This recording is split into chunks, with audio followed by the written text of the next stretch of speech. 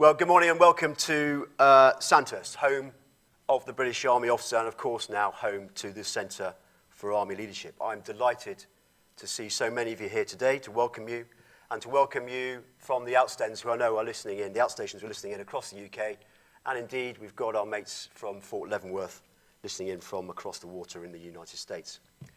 Today's talk really is based on a requirement to give a state of the nation, to talk about what's happened a year on from the launch of the Centre for Army Leadership, the CAL, and also the launch of our new leadership doctrine. It reflects personal views, it reflects those of us who work in the centre, as well as those from the wider academic community.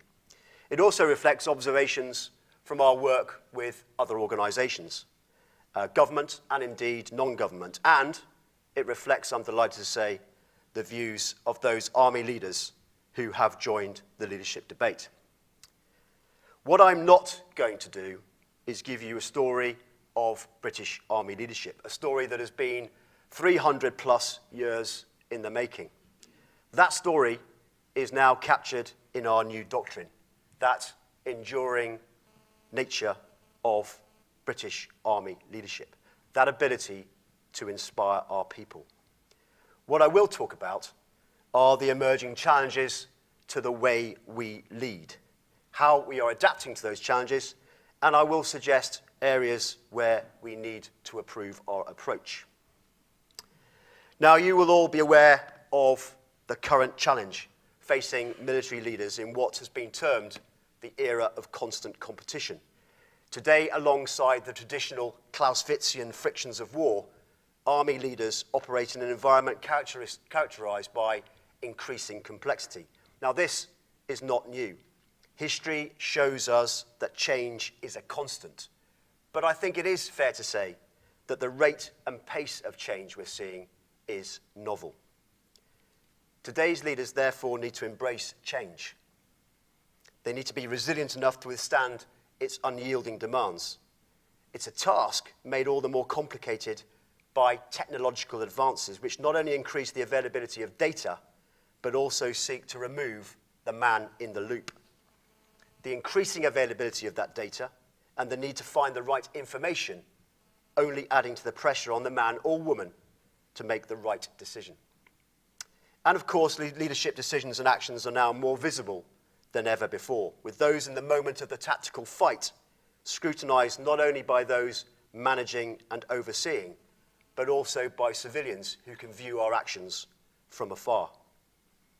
And our army leaders are operating in an environment where traditional organizational boundaries are shifting and where a new generation of follower have different values and expectations, requiring a different approach, especially if we are to harness the huge potential of diversity that's found in British society today. So that's the challenge today, but what about tomorrow? Well, institutions such as RUSI offer us a glimpse into the future and how the operating environment is set to change. The challenge for us in the leadership business is to horizon scan, to see how the challenge for leaders will change, to see how we can develop leaders who can not only cope with these emerging challenges, but can turn them to their advantage. Now, there's plenty of research that offers a view of those challenges, and I've selected a few which will hopefully resonate with a largely military audience. Now, we've already noted that change is a constant, but increasingly the rate, pace, and multidimensional character of that change will become capable of unhinging even medium-term strategic plans. It will affect all levels of leadership and drive re-rolling, ethical repositioning, and the integration of new technology. Leaders will therefore need to become agents for change, be able to adapt to an increasing spectrum of influences. Influences that will include climatic change, it will include scarcity of resources, social responsibility and accountability, identity and the expectations of the next generation of followers. And on that note, talent will remain a premium, and so will the leader's ability to spot and nurture and develop it. The gig economy, portfolio careers, and the premium placed on work that provides personal fulfillment and adds broad value will become the norm. And the technological revolution will fundamentally impact on all aspects of our lives. Leaders will need to lead through it, mindful of the manpower implications and the need for frequent upskilling. This revolution will increase the possibility of us being literally disrupted into oblivion, as old organizational processes and models are transferred onto rapidly expanding technology platforms. Just look what happened to TSB a couple of weeks ago. And increasing globalization will require leaders with an increased global awareness to take a global view. It will require them to lead increasingly diverse groups of stakeholders, perhaps without the authority of command, in a myriad of contexts across national, and cultural boundaries. Now, I reflected and related the future challenge to the military audience, but of course, it is entirely relevant to the civilian sector. Now, the Centre research over the last year has highlighted a number of studies on the subject showing corporate concern and how they might meet those challenges. This is not purely a military problem. We are definitely not alone. An IBM study, for example, revealed that the primary concern of 1,500 CEOs was the growing complexity of their environments and that their organizations were ill-equipped to cope with it. Whilst most highlighted the demand for strong leadership, many argue that leaders' complacency and unwillingness to tackle difficult issues has compounded the situation, some even going as far to suggest a crisis of leadership. At the heart of this judgment is a warning that organizations must develop leaders that recognize modern world challenges and are able to meet them head on. As such, whilst the leader of tomorrow may look and even sound like that of today, they must be different in detail if we are to retain the edge. So, how then do we set about ensuring we prepare our leaders for the future environment? Well, at the CAL, we started by looking at attributes. As you know, throughout the ages, leaders have possessed core and practical attributes. Core attributes have included enthusiasm, integrity, toughness, warmth and humanity, and humility. Practical attributes are things such as physical and moral courage, selfless commitment, boldness, self-confidence, and drive. Professor John Adair was talking about these same leader attributes when he was instructing here at the Academy back in the 1960s. Now, whilst these attributes are enduring, contributing as they do to the enduring nature of Army leadership, given the changing character of the operating environment, we perhaps need to consider an increasing emphasis on different, less traditional attributes. Nothing new, but I offer a few thoughts to get the debate going. We might, for example, look at creativity, the confidence to use one's imagination or original ideas to be inventive. Creativity allows leaders to be able to better confront change, uncertainty, and ambiguity. Creativity offers novel ways to tackle wicked problems. The CEOs in the IBM study I mentioned before suggested creativity as the most important leader skill. Or maybe emotional intelligence, an aptitude to recognize emotions in oneself and others. Now, we aren't talking about a snowflake generation here. EQ is critical in a leadership environment that increasingly demands collaboration across cultures, ages, and backgrounds. General Stan McChrystal found that in Iraq, his organization needed to build a network that spanned traditional boundaries, developing trust between desperate teams and indeed individuals. Or indeed personal awareness, an ability to recognize one's own strengths and weaknesses, to empower, devolve decision-making, and develop a team of talents. We talk, do we not, of developing self and others. But adapting to the pressures of tomorrow's leadership environment will require an increasing willingness to take ownership of personal development and a constant drive for self-improvement. Intellect, the capacity for thinking, reasoning, and understanding, which should include an ability to engage with conceptual and strategic ideas. But increasingly, it also places an emphasis on open-mindedness, asking the right questions and learning from experience. Leaders need the ability to assimilate new knowledge quickly, as well as a clear understanding of their own limitations.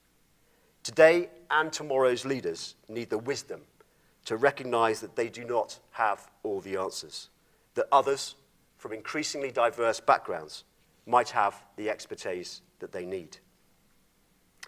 Control, and not just the military definition, but the need to be in control of our environment, to be in control of change. Modern leaders will need a constant desire to explore novel ways of driving change.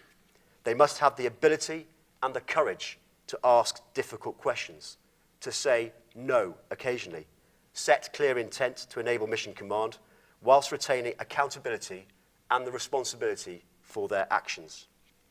They must retain the ability to influence events and achieve outcomes, often without actual authority. Retaining control means thinking to the finish, understanding second and third order effects of decisions and actions, ensuring that the leader stays in control of a rapidly changing situation by anticipating and keeping one step ahead. And finally, resourcefulness, the capacity to build effective multi-level partnerships, coalitions, and teams within and without the organization to achieve results. This requires leaders who can lead increasingly diverse teams, collaborating across boundaries, national, cultural, department, or function. It requires leaders who can adapt methods and leadership tools to reflect a changing generation of followers, one that is every bit as competent as those that have gone before, but do require to be motivated and indeed inspired in a different way. So, if we agree that future leaders might need a different emphasis, how then might we look at future leader development? Here, I think we differ from the civilian sector to some extent.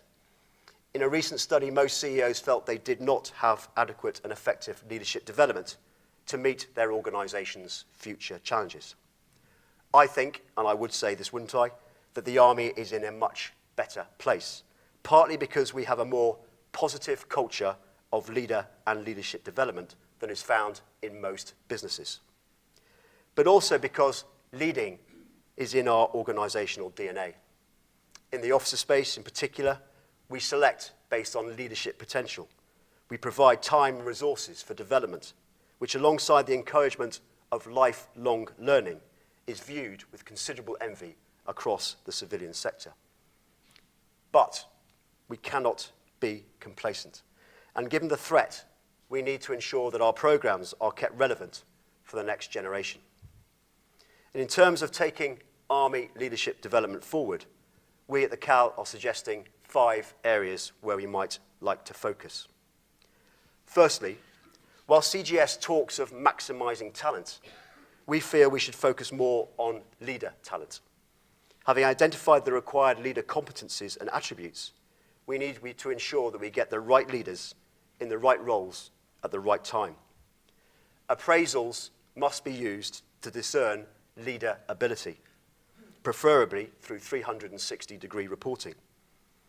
Appraisal findings should be linked to appointing, forming the basis for the selection and development pathways, with those not displaying the required leader attributes being found roles and appointments more conducive to their own leadership style. As a consequence, we absolutely believe that leadership potential must be woven into the new Army talent passport. And as part of an ongoing review of career courses in both the officer and soldier space, we need to ensure buy-in through refocused development courses. By that, I mean we need to include participants and stakeholders in course design, ensuring leadership courses support better the needs of both the individual and the organization. The what's in it for me factor has a part to play, as does the need for the Army to capitalize on one of its unique selling points, leadership. Courses must therefore be linked to external qualifications, or dare I say it, linked to our own leadership brand, which is gaining increasing traction out in the external marketplace. We perhaps need to be better at distinguishing between leader and leadership development, individual versus collective or collaborative. We also need to make development more relevant. Professor David Turish talks about activity built around stimulating experiences focused on real problems, so that potential solutions can be identified, driving the participants to think and act in a different way. Courses, therefore, need to begin the process of change and establish processes that will withstand contact with the real world. By way of example, we are looking at developing a Sandhurst-branded leadership certificate for our officer training course, designed to provide cadets with an Army qualification, recognized by employers, which will help students and cadets stand out from the crowd when it comes to the ever increasingly competitive job market. And linked to this, leadership development, like education, needs to be career-long and should include non-technical creative courses as well as external placements. Leaders need to be managed and career managed in a suitably flexible system to make the best use of their particular knowledge, skills, and experience. Development should not only be conducted formally on courses, but also informally through engagement with peers, mentors, and organizations such as the Centre for Army Leadership. 1 year on, and despite constant prompting, we still have only 91 leadership champions and activists across the Army. Not a good sign, given that we like to call ourselves professional leaders. Finally, there needs to be an evaluation of the separate elements of the leadership development pathway, as well as the blended aspects of the whole leadership journey.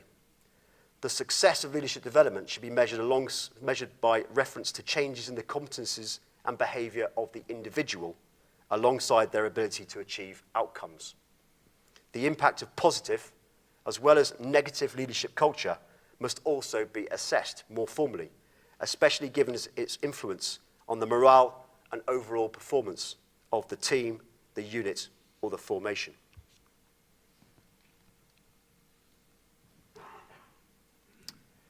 Before I go on to talk about what needs to change, I think it is important that I capture what the British Army does well.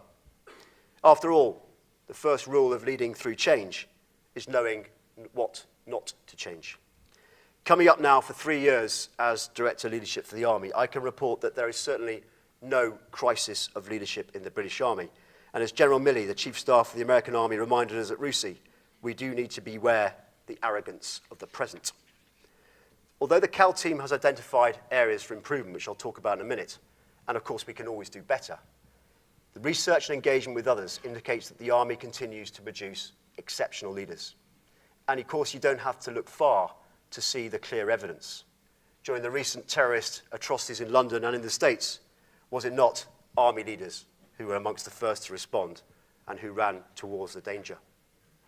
And there's also plenty of evidence of senior and external buy-in to the value of Army leadership development and programs, which involve dealing, as they do, with real problems, taking decisive action, and learning as individuals or as high-performance teams. What's more, our collective training, including CAST and CAT, offers leadership and leader development opportunities of an intensity only seen at the very top end of civilian programs, even if those of us taking part don't often realize it. So what we found during a year interacting with external organizations is that when it comes to leader and leadership development, what we see as ordinary, others find extraordinary. And increasingly, we found that outside, it is very much the trend to take a negative view of what are now considered outdated, hierarchical leadership organizations. Civilian companies strive to flatten structures to become more adaptive and agile. This translates into a single theme that has come across loud and clear in many of our interactions, particularly with blue chip companies. And it's simply this: it's the perception that the Army is good at what is referred to as enterprise leadership. Put simply, we are good at encouraging leaders to focus on organizational outcomes rather than focusing on own unit or team. Understanding the context, we would call it. Many civilian companies still operate in functional stovepipes, risk, assurance, finance, equities, etc. And individuals are selected and developed based on their technical expertise rather than their leadership potential. And we find, when thrust into senior leadership roles and positions, struggle to understand the strategic context. The wider sector view, therefore, is that the Army's generalist mode and model, with its basis of wide employability and regular internal moves across career fields, generates a much greater awareness of the needs and values of the wider organisation. The debate over generalist versus specialist, hierarchical versus flat structures, rages within the Army today, especially in the resource-constrained era we find ourselves leading through. We would, however, be wise to listen to General Milley and the concern of others before we allow the organisational metronome to swing too far in the other direction. The ability to reinforce this generalist approach to leadership is underpinned by the unique manner in which we select, especially for officers, and then invest in through-life development. We take it for granted, but our research has shown that for civilians such investment typically only begins in middle to senior management, and even then, only as part of wider education packages. It's also worth emphasising that we are good at developing high potential leaders between employment areas as they shadow seniors. Mentorship without us actually calling it mentorship. ADCs, MAs, RSMs, adjutants, and increasingly command sergeant majors all benefit from being in a position from where they can learn from others. So in terms of cementing what we do well, and in particular ensuring we retain that enduring nature of British Army leadership, the 2015 Leadership Review has led to a number of initiatives which have, or are in the process of, being refreshed and refreshing our leader and leadership development.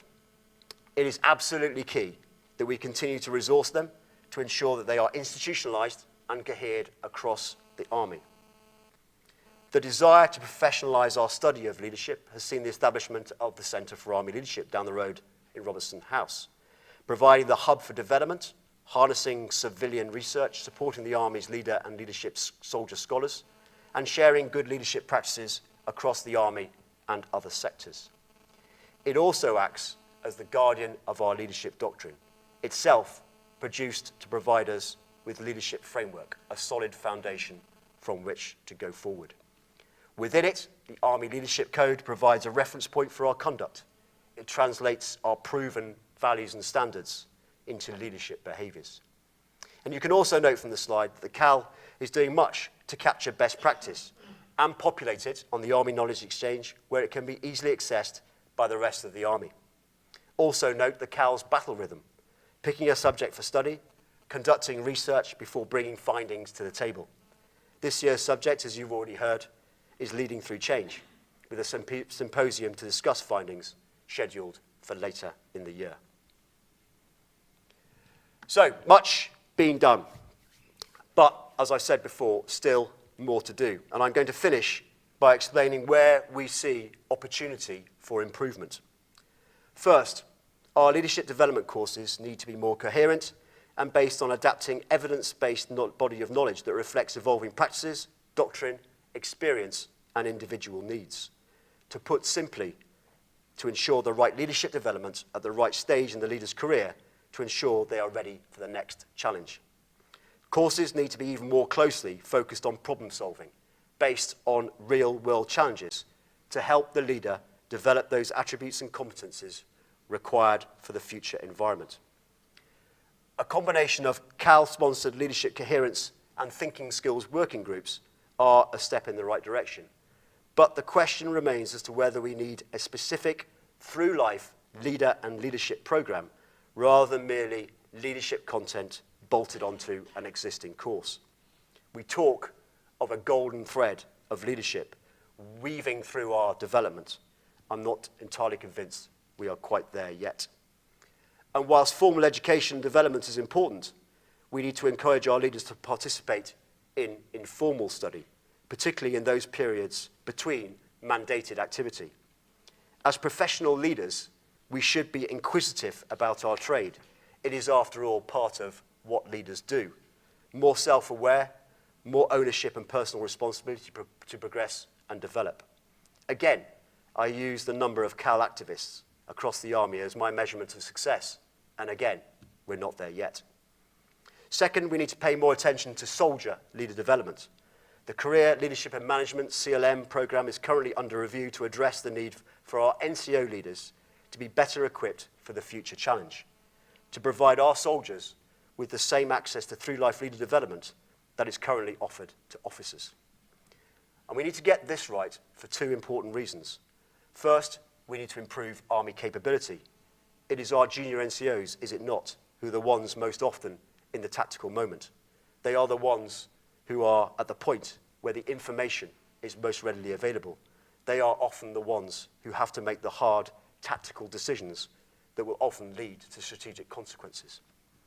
And second, we need to utilize leadership, the Army's USP, as a recruiting weapon in the war for talent. Soldier leadership development linked to formal external accreditation will, I believe, greatly enhance the Army's offer. Those of you old enough in the room will remember the popularity and the benefits of junior leader battalions. We also might explore offering our own unique leadership qualifications. For example, why have we not yet got an Army leadership apprenticeship? We might also improve and indeed formalise our leader mentoring and immersive leader development within units. Now, this is not, I believe, a difficult ask, requiring little more than a positive command culture that encourages personal leader development. Attendance at events like this, speaker sessions, using Cal articles, papers and research as training tools, and supporting online writing and publishing to enable the spread of best practice, continuous professional development in units, and of course, peer support. The second graphic up there, leadership insight number 4, is a nod to this notion that routine subordinate development is a vital yet informal aspect of mentoring. And note, it was written by one of our very talented junior NCOs. We might also look to the development of a more formal mentoring mechanism. And following clear direction from DCGS to inculcate a mentoring culture across the Army, policy is being written by IDEV, and indeed it already exists, funded aspects of the General Staff Induction course. And at unit level, there are some great examples of initiative. The commanding officer of the Household Cavalry Regiment will shortly be briefing the commanding officer's course on his own regimental mentoring scheme pilot. But for formal mentoring to work properly, it needs to exist outside the chain of command, exist within a safe and confidential environment with no comeback to either the mentor or the mentee. It's difficult, but it's worth the effort. And the establishment of a practical, multidimensional feedback mechanism would allow leaders an informal way of testing and adjusting their leadership style. Senior officers currently have access to a 360-degree tool and associated mentoring focus to help their development. Personnel capability are working to create a modern-net accessible 180-degree feedback tool for all personnel based on a question set that is currently being devised by the Centre for Army Leadership. The feedback will be designed to look at peers and subordinates' views of the individual. It is not sent to your boss. It is feedback rather than a report, and there are no intentions to link to any form of appraisal. It is a genuine tool to aid your personal leadership development. And those 91 Cal activists are being used to validate the question set. And finally, for this slide, we need to further develop the network of leaders to better help peer-on-peer mentoring. Informal military writing and self-generation networks such as the BRAIN should be encouraged, allowing a system that gives leaders the opportunity to offer themselves as mentors. And there is currently a great example in the external market. The 30% Club, started by Dame Helena Morrissey in 2014, now has 130 companies, including the Army, Marks & Spencer's, Deloitte's, Aviva, and London Stock Market. It has established a mentoring network for senior female leader professionals, enabling them to gain access to and advice from a more diverse group of senior leaders. And within the Cal, we're currently looking at how we might establish a reverse mentoring scheme, allowing senior commanders access to young mentors, able to better reflect the issues and concerns of the generation of followers, this generation of followers. And the external placement program, which looks at placing high potential leaders out into the external workplace to gain additional competencies and leadership experience. In 2017 and 18, Army placements have been completed with Google, Tideway, Transparency International, RBS, and BT. This year, there are more planned for organisations such as the Met Police, Amazon, and Border Force. We're also now place high potential Army officers onto the Forward Institute, a talent management programme made up of a coalition of major civilian and government organisations with the aim of helping the next generation of leader meet the demands facing business and society in the 21st century.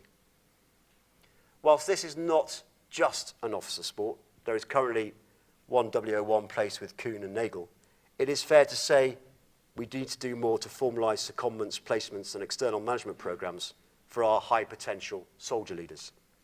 Whilst the Where Talent WTE system endures, where the Where Talent endures system moves high potential officers into leadership development posts, a similar system does not yet exist for our soldiers. A leadership development needs to be personalised and based on an individual's strengths and personal aspirations. The Army's recent partnership with the Henley Business School is now aligning officer leader development with a world-class academic institution, providing a new perspective and a more bespoke approach. This offers an opportunity to make the most of our experiential learning through the personalised leader portfolio linked to higher education accreditation, lead and learn. For soldiers, we have, as I've already mentioned, world-class apprenticeship programme, and recently we began a similar higher education programme for NCOs. 30 senior non-commissioned officers are currently undertaking a trial at Portsmouth University, with a second group about to undertake a similar programme via an external provider. Whilst this is a great start, we need to do more to formalise the further and higher education opportunities for our soldiers, linked to leader development. Some of the work we're doing with CLM 19 team to see where we can link NCO leadership interventions to formal accreditation, be that internal or external, will help and hark back to my point on an Army leadership apprenticeship. So, I'd like to conclude by making 3 points. First, we should take comfort in the fact that we are good at what we do.